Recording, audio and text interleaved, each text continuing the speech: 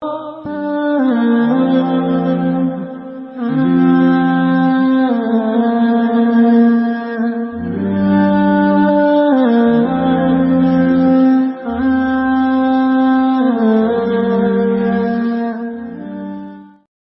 لله نحمده ونستعينه ونستغفره ونعوذ بالله من شرور أنفسنا ومن سيئات أعمالنا من يهده الله فلا مضل له ومن يضلل فلا هادي له ونشهد أن لا إله إلا الله وحده لا شريك له ونشهد أن سيدنا وسندنا ومرشدنا ومولانا محمدًا عبده ورسوله أما بعد فأعوذ بالله من الشيطان الرجيم بسم الله الرحمن الرحيم ألف لام ميم أحسب الناس أن يتركوا أن يقولوا آمنا وهم لا يفتنون ولقد فتنا الذين من قبلهم فليعلمن الله الذين صدقوا وليعلمن الكاذبين وقال تعالى وَلَنَبْلُوَنَّكُمْ بِشَيْءٍ مِّنَ الْخَوْفِ وَالْجُوعِ وَنَقْصٍ مِّنَ الْأَمْوَالِ وَالْأَنفُسِ وَالثَّمَرَاتِ وَبَشِّرِ الصَّابِرِينَ الَّذِينَ إِذَا أَصَابَتْهُم مُّصِيبَةٌ قَالُوا إِنَّا لِلَّهِ وَإِنَّا إِلَيْهِ راجعون۔ معزز علماء کرام، حجاج کرام، دینی اور ایمانی بھائی اور بزرگوں، جو قرآن پاک کی آیت میں نے تلاوت کی، کیا ہی خوبصورت انداز میں اور لاڈ اور پیار کے انداز میں کیا میرے بندے یہ گمان کرتے ہیں، احسب الناس، میرے بندے یہ سوچ لیے، ان یترکوا ان یقولوا آمنا، کہ صرف زبان سے وہ کہہ دیں گے کہ ہم تو مسلمان ہیں، ہم تو کلمہ گو ہیں، ہم تو نبی کے عاشق ہیں، ہم تو نبی کے امتی ہیں، صرف اتنا کہہ دینا ان کے لیے کافی ہے، ان یقولوا آمنا وہم لا یفتنون، اور انہیں آزمایا نہیں جائے گا۔ مسلمان صرف زبان سے کلمہ پڑھ لے اور مسلمان ہونے کا دعویٰ کر دیں تو کہا کیا مسلمان میرے بندے یہ سوچ رہے ہیں کہ ہم نے یہ کہہ دیا کہ ہم ایمان لے آئیں اور ہمارے لیے کافی ہو جائے گا؟ ایسا نہیں۔ اللہ کہتا ہے وَلَقَدْ فَتَنَّا الَّذِينَ مِن قَبْلِهِمْ فَلَيَعْلَمَنَّ اللَّهُ الَّذِينَ صَدَقُوا وَلَيَعْلَمَنَّ الْكَاذِبِينَ، ہم ضرور بھی ضرور تمہیں آزمائیں گے، تم سے پہلوں کو بھی ہم نے آزمایا ہے اور تمہیں بھی ہم آزمائش میں ڈال کر رکھیں گے۔ اور علماء نے لکھا ہے کہ آزمائش کی مختلف شکلیں، آزمائش کی کیا ہیں؟ مختلف شکلیں ہیں۔ دنیا آزمائش گاہ ہے، امتحان گاہ ہے، عبرت گاہ ہے، سبق گاہ ہے، یہ تماشا گاہ نہیں ہے، یہ کھیل گاہ نہیں ہے، یہ سیر گاہ نہیں ہے، یہ تفریح گاہ نہیں ہے، بلکہ یہ عبرت گاہ ہے، امتحان گاہ ہے۔ یہاں امتحان ہوتا ہے، یہاں آزمائش ہوتی ہے۔ اللہ کسی کو دے کر آزماتا ہے، کسی سے لے کر آزماتا ہے۔ اللہ کسی کو خوشیاں دے کر آزماتا ہے، اللہ کسی سے خوشیاں چھین کر آزماتا ہے۔ اللہ کسی کو مال دے کر آزماتا ہے، اللہ کسی سے مال کو لے کر آزماتا ہے۔ اللہ کسی کو اولاد دے کر آزماتا ہے، اللہ کسی کی اولاد کو مار کر آزماتا ہے۔ اللہ کسی کو صحت دے کر آزماتا ہے اور اللہ کسی سے صحت لے کر آزماتا ہے۔ یہ آزمائش کے مختلف صورتیں میرے محترم بزرگ دوستو۔ کوئی آدمی مال و دولت کی آشائش میں ہیں، آرام میں ہیں، اچھے بنگلے میں، اچھے گاڑی میں، اچھی ایئر کنڈیشن میں، اچھی حالت میں، اچھی پراپرٹی میں ہیں، تو وہ بھی اللہ کی آزمائش میں ہے۔ اور کسی کے پاس روپے کی، پیسے کی، کھانے کی تنگی ہے، گھر کی تنگی ہے، بھوک میں ہیں، شدت میں ہیں، پریشانی میں ہیں، یہ بھی اللہ کی طرف سے آزمائش ہے۔ اللہ کا تو آزمائش کی مختلف صورتیں ہیں میرے محترم بزرگو دوستوں، لیکن اللہ آزمائے گا ضرور۔ یہ کوئی نہ سمجھے کہ ہم تو عیش و آرام میں ہیں، ہم تو صحت و تندرستی میں ہیں، ہم تو فراغت میں ہیں، ہم تو صحت میں ہیں، ہم تو چین میں ہیں، ہم تو عافیت میں ہیں، ہماری بزنس اچھی، مکان اچھے، ساری چیزیں اچھی ہیں، ہمیں تو کوئی دقت نہیں۔ آزمائش میں وہ شخص بھی اللہ کہتا ہے، اس میں بھی اللہ اسے آزما رہا ہے کہ اپنے مال میں کیسا حقوق ادا کرتا ہے، اپنے مال کے اندر وہ شکریہ ادا کرتا ہے نہیں کرتا ہے کہ لَإِن شَكَرْتُمْ لَأَزِيدَنَّكُمْ، اگر تمہیں اللہ نے نعمت دی ہے، تندرستی دی ہے، عزت دیا ہے، مقام دیا ہے، مرتبہ دیا ہے، تو اس کا صحیح استعمال کرو، اس کا شکریہ ادا کرو اللہ کا، تو اللہ کہے گا انشاءاللہ مزید بڑھا کر دے گا۔ وَلَئِن كَفَرْتُمْ، اگر اس نعمت میں تم نے ناشکری کی، اللہ کی نافرمانی کی، تو اللہ کہتا ہے سنو اور کان کھول کر سنو، ان عذابی لشدید، میرا عذاب بڑا دردناک اور شدید اور خوفناک ہے۔ تو مومن کے دونوں اعتبار سے مزے ہیں۔ مومن اگر پریشانی ہو مسلمان کو، مومن کو، تو اس پر صبر کرے، فلح الجنہ، اور اگر کوئی نعمت حاصل ہو، چاہے وہ نعمت اولاد کی ہو، چاہے مال و دولت کی ہو، چاہے کسی بھی نعمت کا حاصل ہو، اگر وہ اس پر شکریہ ادا کرے اور اس نعمت کا حق ادا کرے، تو اللہ رب العزت کہتا ہے کہ ہم مزید بڑھا کر دیں گے، اور اس کا بدلہ بھی اللہ جنت نصیب فرماتے ہیں۔ تو میرے محترم بزرگو دوستو، میں یہ کہہ رہا تھا کہ یہ دنیا آزمائش کی جگہ ہے، امتحان کی جگہ ہے۔ اللہ مختلف قسموں سے مختلف لوگوں کو مختلف حالات میں آزماتا ہے۔ یہ کوئی نہ سمجھے کہ آزمائش کی شکل صرف اتنی ہے کہ کسی کے اوپر کوئی آسمان سے عذاب نازل ہو جائے، یا کوئی بیمار ہو جائے، یا پھر کسی کو کوئی پریشانی لاحق ہو جائے، ایسا نہیں ہے۔ آزمائش کی شکلیں اللہ نے مختلف رکھی ہیں۔ اللہ یہ کہتا ہے کہ دنیا کی گردش ہمارے ہاتھ میں ہے، حالات کی گردش ہمارے ہاتھ میں ہے۔ ایک ہی آدمی اپنی اولاد کے لیے، اپنے جوان بیٹے کے لیے، دولہے کو سجانے کے لیے نوشے کا سامان خریدنے جاتا ہے، دوسرا آدمی اسی محلے میں اسی وقت اسی دن اپنی نوجوان بیٹے کا کفن خریدنے جاتا ہے۔ یہ کس کے ہاتھ میں حالات ہیں؟ آپ سوچیے، اندازہ لگائیے۔ ایک آدمی اپنی دلہن کی بارات سجا کر اور دلہن کو لے کر آتا ہے، دوسرا آدمی دلہن کو لاتے تو جاتا ہے لیکن پھر واپس میں جنازے لے کر آتا ہے۔ ایسا دیکھا جا رہا ہے۔ یہ حالات کس کے قبضے میں ہیں؟ یہ اللہ کے قبضے قدرت میں ہیں۔ تو اللہ کبھی خوشیاں، کبھی غم، کسی آدمی کے گھر سے ماتم نکلتا ہے تو کہیں شہنائی بج رہی ہے، کہیں خوشیاں ہو رہی ہیں تو کہیں ماتم ہو رہی ہے۔ یہ اللہ کے ہاتھ میں مختلف حالات اللہ لاتے ہیں۔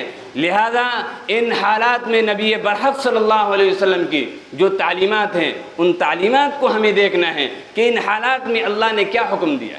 اگر نعمت کی حالات میں ہیں تو اللہ نے کہا کہ نعمت آئے تو اتراؤ نہیں۔ ان الانسان خلق ہلوعا اذا مسہ الشر جزوعا واذا مسہ الخیر منوعا، انسان تو کمزور پیدا ہوا ہے، جب اسے بھلائی پہنچتی ہے تو کیا کرتا ہے؟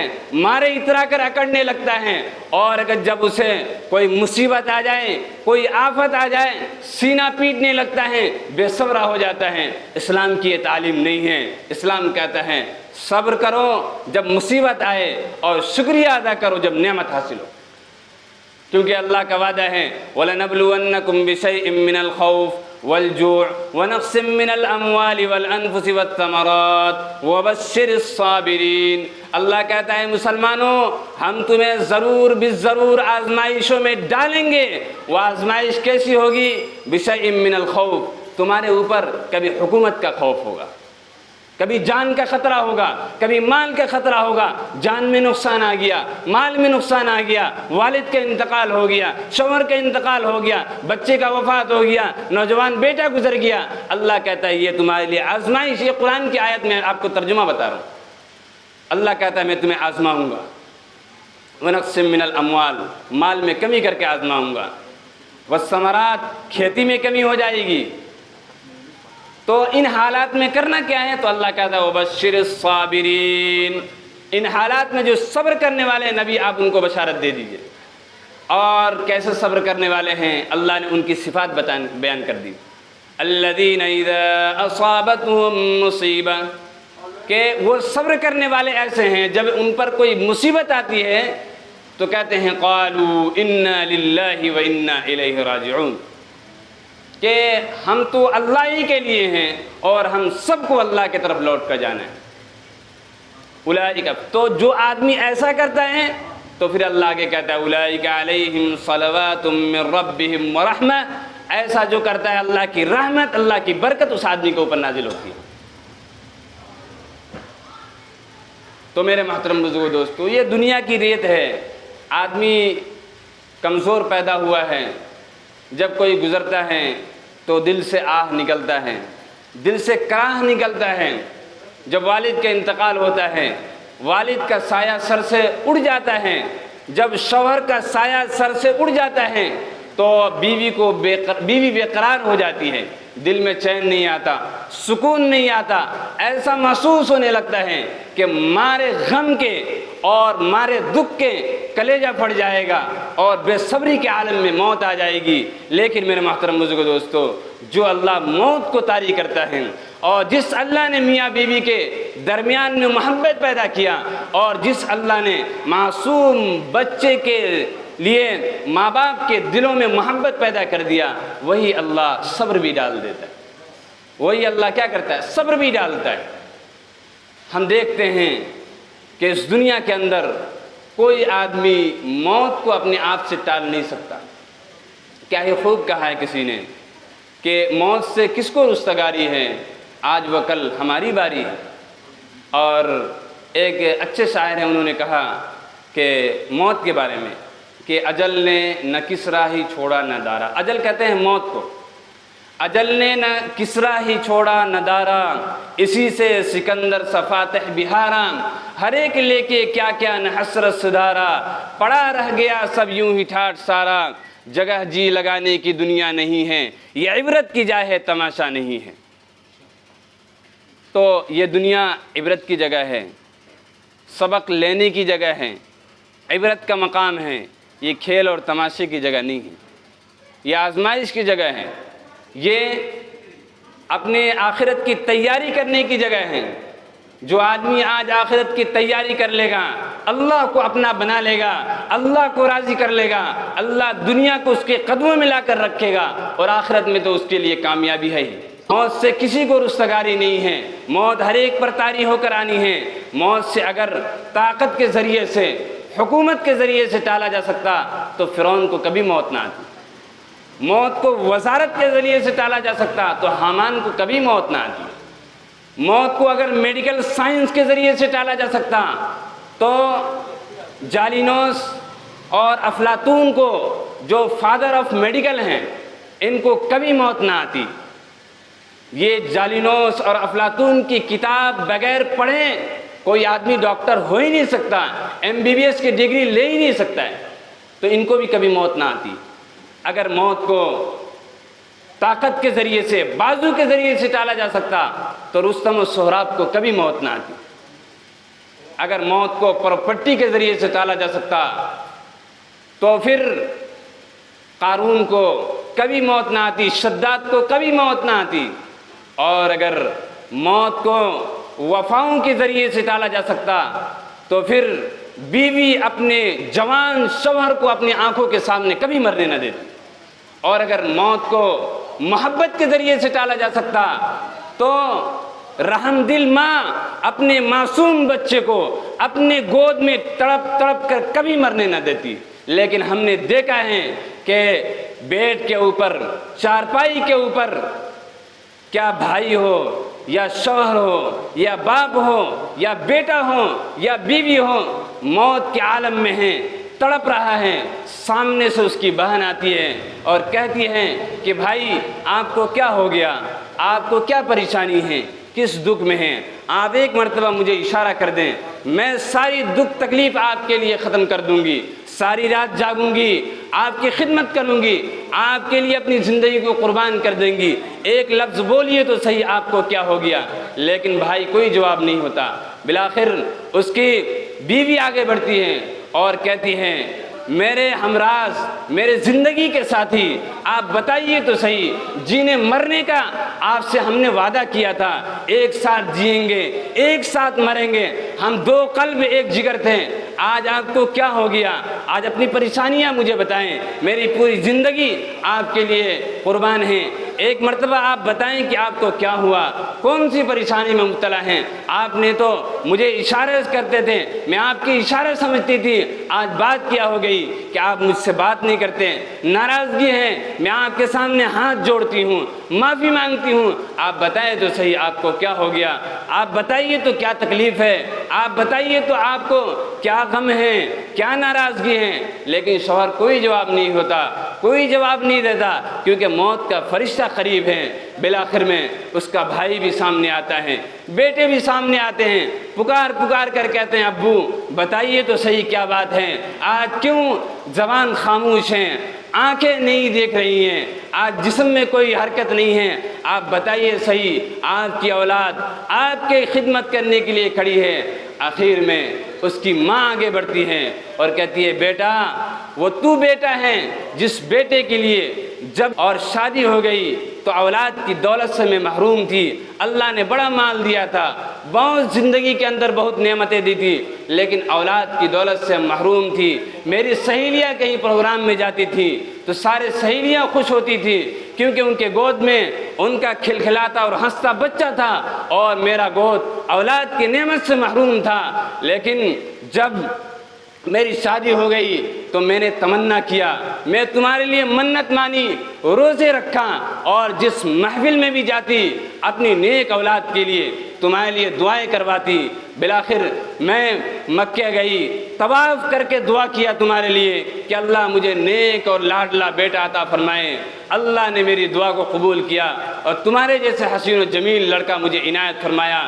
میں نے تجھے پالا، میں نے تجھے پوسا، اور تیرے پیدا ہونے سے پہلے میں اپنے شوہر کے ساتھ بازار جاتی تھی، اپنے لیے جوڑا، اپنے لیے چوڑی، اپنے میک اپ کا سامان خریدتی تھی، لیکن بیٹے جس دن سے تو پیدا ہوا ہے میں اپنے سامان کو بھول گئی۔ جب میں بازار میں جاتی ہوں تو تیری یاد رہتی ہے، میرے بچے کا فیڈر ایسا ہو، میرے بچے کا ڈریس ایسا ہو، میرے بچے کا کھلونا ایسا ہو۔ بچے میری محبت کا پیمانہ تو ہو گیا، جو تجھ سے محبت کرتا وہ میرا اپنا ہے، جو تجھ سے نفرت کرتا ہے وہ میرا بیگانہ ہے، میرا غیر ہے۔ میری بہن اگر تجھ سے نفرت کرتی تو میں اس کو اپنا بہن نہیں سمجھتی، اگر میرا غیر تجھ سے محبت کرتی تو میں اسے اپنا سمجھتی۔ اور تو جب رات کو اگر تو ایک مرتبہ رو دے تو میری نیند ٹوٹ جاتی، تو بستر پہ پیشاب کر دے ٹھنڈی کے موسم میں گیلے پر سو جاتی، تیرا کپڑا چینج کرتی، تجھے سوکھے پر سلاتی، میں کچن میں کام کر رہی ہوتی، ایک مرتبہ تو چلا دیتا، سارا کام چھوڑ کر دوڑ جاتی اور تجھے دیکھتی کہ بچے کو کیا ہو گیا، دیکھتی کہ منہ سے اگر دودھ چھوڑ گیا ہے دودھ کا بوتل تو لگا کر پھر واپس ہو جاتی۔ بیٹا وہی تو بیٹا ہے، جب تو بڑا ہونے لگا میں نے تیری اچھی تربیت کی، مجھے تجھے ہائی ایجوکیشن دلایا، میں نے تجھے اچھی تعلیم دلائی، اور پھر جب تو تعلیم حاصل کر لیا، تیری جاب لگ گئی، تو باہر جب جانے لگا، راتوں کو جب دیر سے آتا تھا میں مسلح بچھا کر بیٹھ جاتی تھی اور تیرے لیے روتی تھی اور کہتی تھی اللہ میرے بچے کا خیر ہو، میرا بچہ صحیح سالم میرے گھر پہنچ جائے، میں روتی رہتی تھی۔ اور جب تک تو گھر میں نہیں آتا ماں کا دل تڑپتا رہتا تھا، جب تجھے رات کو دیکھتی تھی میرے آنکھوں سے آنسو تھمتے تھے اور میرے سینے کو قرار ہوتا تھا۔ آج تو وہی بیٹا ہے، میں وہی ماں ہوں، تو بولتا کیوں نہیں؟ ایک مرتبہ آواز تو دے، میں پوری زندگی تیرے لیے قربان کر دوں گی، اچھا ڈاکٹر بلاؤں گی، اسپیشلسٹ بلاؤں گی، میں تیرا علاج کروائیں گی۔ لیکن یہ سب فضول، سب بیکار باتیں ہیں۔ اللہ رب العزت کہتے ہیں کہ وَنَحْنُ أَقْرَبُ إِلَيْهِ مِنْ حَبْلِ الْوَرِيدِ، تم سمجھتے ہو کہ مرنے والے کے قریب تم ہو، نہیں تم نہیں قریب ہو، بلکہ میں اس سے شہرت سے بھی زیادہ قریب ہوں۔ اور آخر میں یہ ہوتا ہے کہ اس کی آنکھیں بند ہو جاتی ہیں، اس کی آنکھوں کو بند کر دیا جاتا ہے، اور پھر اب اس باپ اور اس بھائی اور اس بیٹے کا نام اب میت سے لیا جاتا ہے۔ کیا کہتا ہے؟ باپ بھی کہتا ہے کہ میت کو نکالو، میت کو نہلاؤ، میت کو کفناؤ، میت کو دفناؤ۔ بیٹا بھی کہتا ہے میت کو نکالو، میت کو جنازہ دو، میت کو کفناؤ اور دفناؤ۔ سارے رشتہ دار اس کے گھر سے نکالنے کی کوشش کرتے ہیں اور اسے نکالنے کی فکر کرتے ہیں۔ جو باپ اپنی زندگی میں اپنی اولاد کے لیے، اپنی نسلوں کے لیے، اپنے رشتہ داروں کے لیے اچھا بلڈنگ بنایا، اچھی عمارت بنائی، اچھا گھر بنایا، اور اس گھر کے اندر ابھی اس کے وال بھی پرانے نہیں ہوئے، ابھی اس کے پینٹوں پر ابھی گرد و غبار بھی نہیں لگا، لیکن اسی حال میں باپ چلا گیا، اور پھر اس کی اولاد، اس کے گھر والے اس کو گھر سے جلدی نکالنے کی فکر میں ہیں۔ آپ جائیے ان سے پوچھئے بھائی اسے کیوں نکال رہے ہو؟ یہ تو تمہارا باپ تھا، یہ تمہارا شوہر تھا، یہ تمہارا بھائی تھا، اسے کیوں گھر سے نکال رہے ہو؟ کہے گا نہیں یہ تو اس کا ٹیمپروری گھر ہے، عارضی گھر ہے، اس کو اس کے اصل گھر کے طرف ہم پہنچا رہے ہیں۔ اس کو کیا کر رہے ہیں؟ اس کو اصل گھر کے طرف پہنچا رہے ہیں، اور اس کا جو حقیقی گھر ہے ہم اس کو وہاں لے جانا چاہتے ہیں۔ آپ ان سے پوچھئے کہ بھائی آپ ان کے دشمن ہیں، کیا آپ ان کے دشمن ہیں کہ انہیں گھر سے نکال رہے ہیں؟ وہ کہیں گے نہیں ہم تو ان کے قریبی رشتہ دار ہیں، ہم ان کے بیٹے ہیں، ہم ان کے اولاد ہیں، ہم ان کے رشتہ دار ہیں، ہم ان کے باپ ہیں۔ لیکن آپ ان سے پوچھئے گھر سے کیوں نکال رہے ہو؟ تو کہا نہیں مکی چلا گیا، اسے بھی ابھی جانا ہے، اس کا اصل گھر ابھی ہے، ایک جگہ اور اس کا گھر ہے جو مٹی کا گھر ہے، تنہائی کا گھر ہے، کیڑے مکوڑوں کا گھر ہے، اسے اس کو حوالہ کرنا ہے۔ تو میرے محترم بزرگوں دوستو، اصل گھر وہی ہے۔ اصل گھر کہاں ہے؟ قبر ہی ہے۔ اس لیے اس حقیقت کو ہمیں جاننا ہے، اس حقیقت کو سمجھنا ہے، اس حقیقت کو ہمیں پہچاننا ہے۔ الکیس من دان نفسہ وعمل لما بعد الموت، جو آدمی اپنے نفس کو پہچان لیا، موت سے پہلے موت کی تیاری کر لیا، دنیا کا سب سے مہان، بدھیمان اور انٹلیکچوئل، دنیا کا سب سے ہوشیار، دانا اور بینا آدمی وہی ہے جس نے موت سے پہلے موت کی تیاری کر لی۔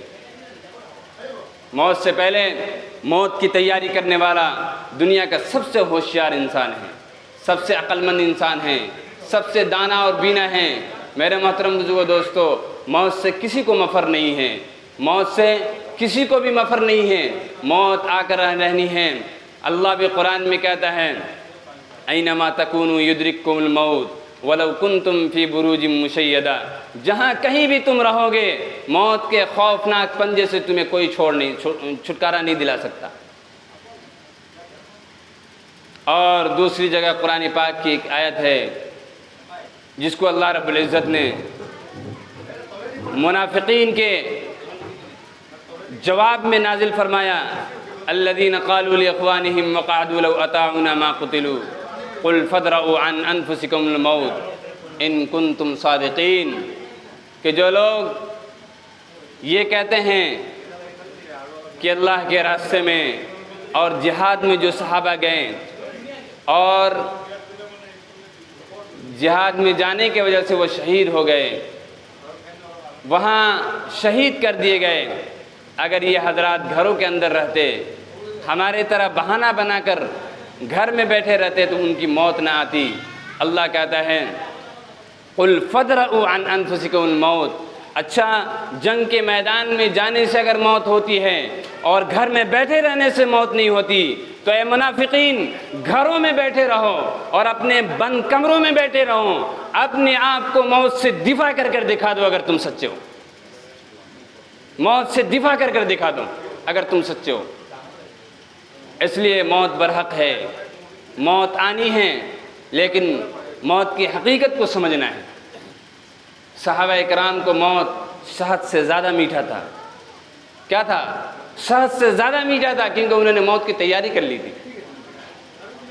ہمارے پاس موت کی تیاری نہیں ہے، اس لیے ہم موت کا نام لینا نہیں چاہتے، موت کا نام سننا نہیں چاہتے ہیں۔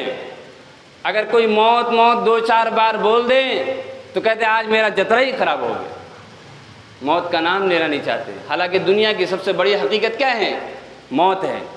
موت کو خدا کے دعویٰ کرنے والے نے بھی موت کا انکار نہیں کیا، سپر پاور بھی آج کا ہر چیز کا دعویٰ ہے، پوری دنیا کو اڑا دینے کا دعویٰ ہے، موت سے دفاع کرنے کا دعویٰ نہیں ہے کیا؟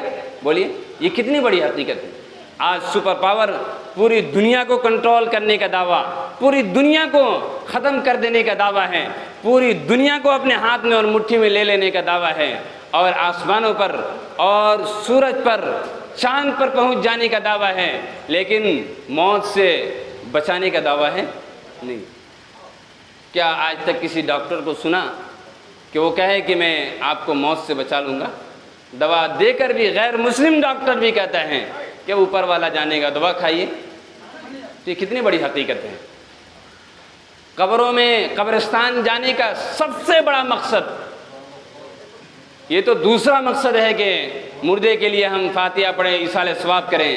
پہلا مقصد اللہ کے رسول صلی اللہ علیہ وسلم نے ارشاد فرمایا کہ پہلا مقصد یہ ہے کہ وہاں جانے سے موت کی یاد تازہ ہوتی ہے۔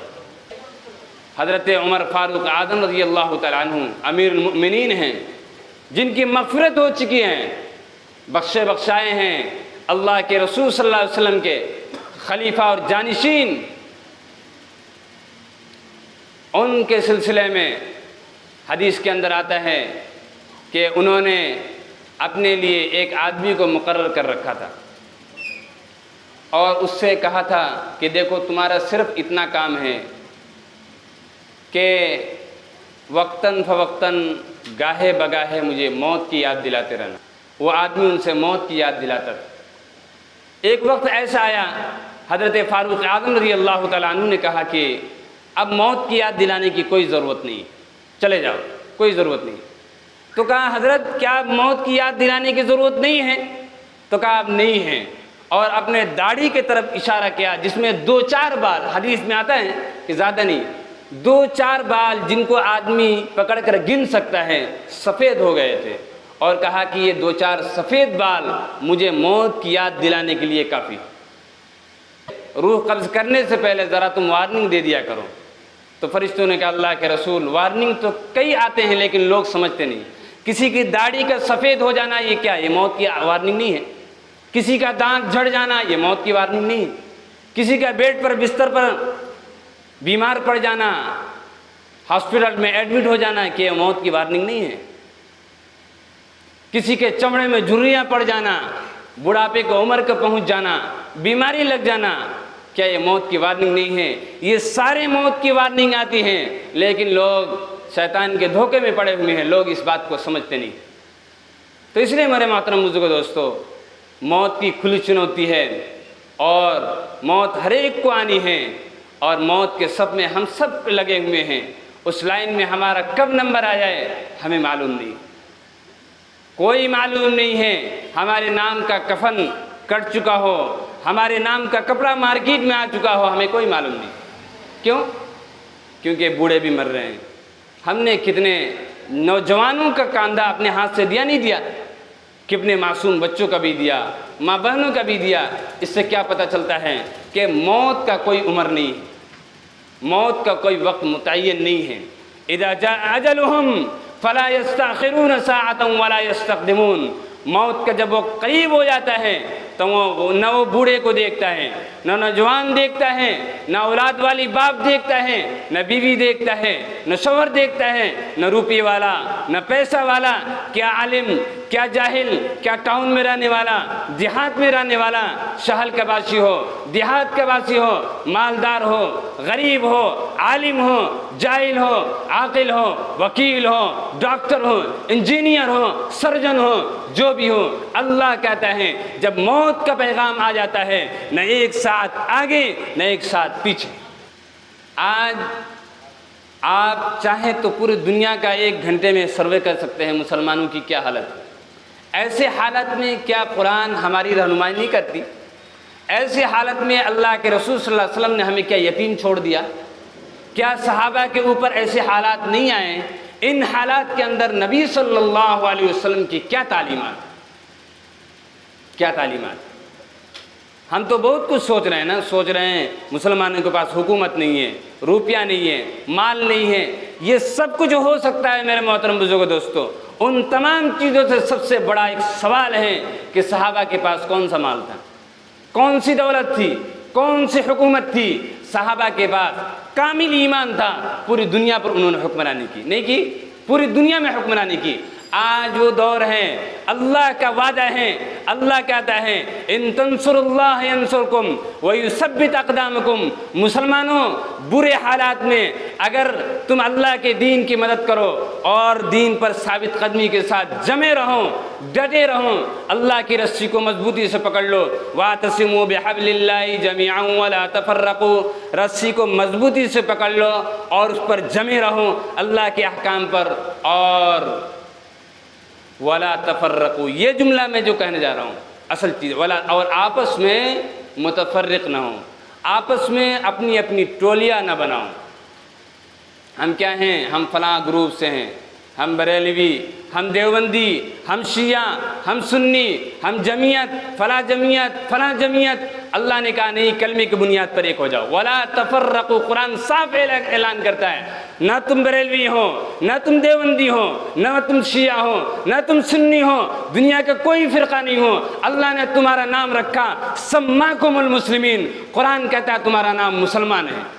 تم نے کون نام رکھ دیا اپنا؟ کون سا نام رکھ لیا ہے؟ تمہارا نام مسلمان ہے۔ اللہ نے تمہیں کلمے کی بنیاد پر جوڑا ہے۔ صحابہ نے کلمے کی بنیاد پر اپنی یونٹی بنائی، اپنا اتحاد بنایا، اور اللہ نے کہا کہ اگر دو چیزیں ہوں، اگر ایک تو دین زندگی کے اندر ہو اور دوسرا یونٹی ہو، تو دنیا کی کوئی طاقت تمہیں ختم نہیں کر سکتی۔ پوری دنیا پر تمہاری حکمرانی رہے گی، تو پوری دنیا تمہارے قدموں میں آئے گی۔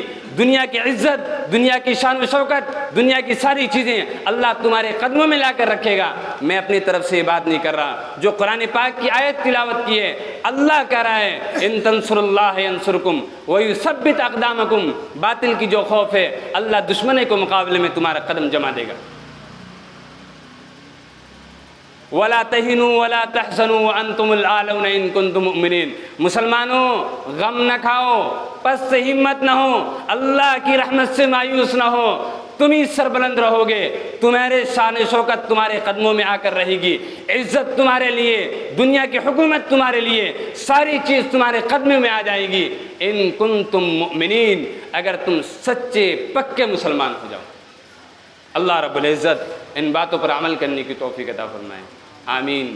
وآخر دعوانا ان الحمد للہ رب العالمین۔